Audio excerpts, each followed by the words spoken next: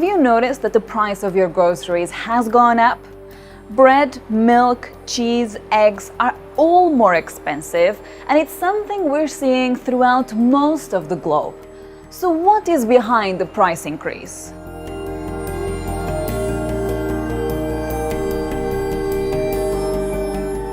The United Nations Food Price Index tracks the monthly change in the price of a basket of food items. The 5 commodities making up this basket are cereals, vegetable oils, sugar, meats, and dairy products. In March of 2022, the index recorded the highest price levels in its 3-decade history. It has since come off that high slightly, but is still well above levels seen in previous years.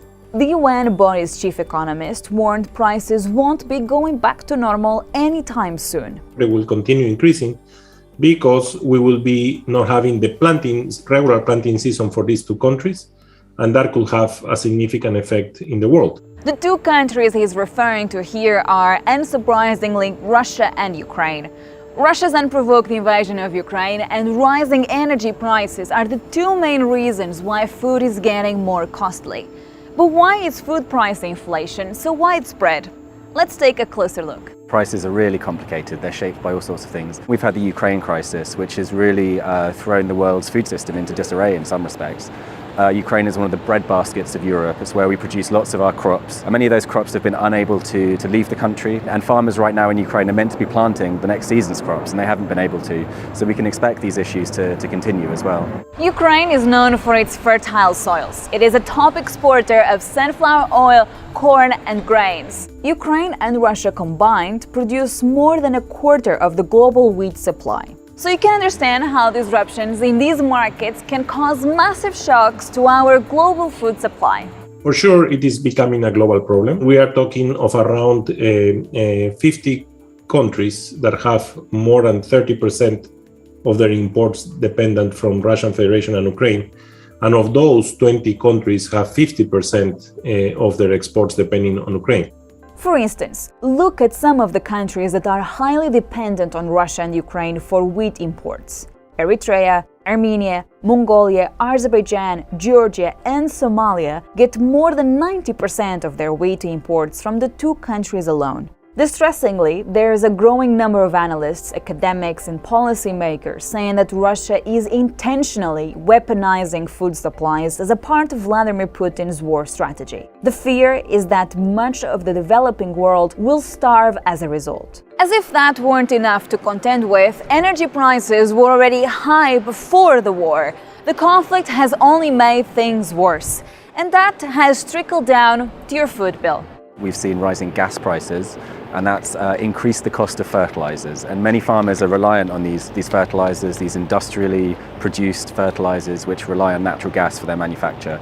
So that's edged food prices up. Natural gas, which is used as a raw material and fuel for making nitrogen fertilizers, accounts for about 80% of the production cost. With natural gas prices in Europe soaring almost 300% over the last 12 months, the cost of fertilizers has naturally gone up too. Major producers such as China and Russia have also put export bans in place to protect their domestic markets. This is adding to the upheaval, affecting the type of crops being planted and the planting season. Some crops like wheat, rice, and corn, for example, are highly reliant on fertilizers.